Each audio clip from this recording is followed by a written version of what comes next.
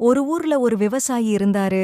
அவரோட விவசாய நிலத்துல விளைஞ்ச பொருளை எல்லாம் சந்தைக்கு கொண்டு போக ஒரு கழுத வாங்கணும்னு முடிவு செஞ்சாரு.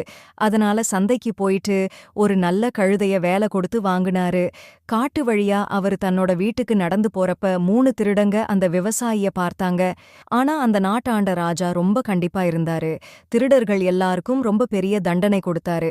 அத நினைச்சு 3 திருடர்களும் பயந்தாங்க. இருந்தாலும் திட்டம் போட்டு அந்த விவசாயிய ஏமாத்த நினைச்சாங்க.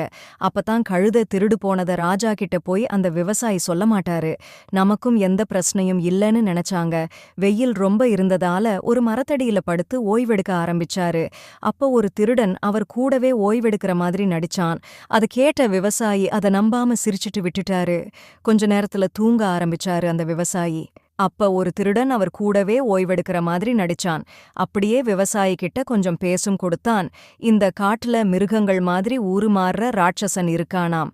அவன் பார்த்தா எல்லாரும் ஓடிடுவாங்களான்னு சொன்னான். அந்த திருடன் இன்னொரு திருடன் அந்த கழுதைய வேற பக்கம் இழுத்துக்கிட்டு போயிட்டான். கொஞ்ச நேரத்துக்கு அப்புறம் தூக்கத்துல இருந்த விவசாயி அந்த திருடனை பார்த்தாரு. கழுதைக்கு பதிலா ஒரு மனுஷன் இருக்கானேன்னு சத்தம் போட ஆரம்பிச்சாரு. உடனே பக்கத்துல இருந்த திருடன், அடடா இதுதான் அந்த மிருகங்கள் மாதிரி ஊருமாறுற ராட்சசன் போல இருக்கு, வாங்க ஓடிடலாம்னு சொல்லிட்டு ஓட ஆரம்பிச்சான்.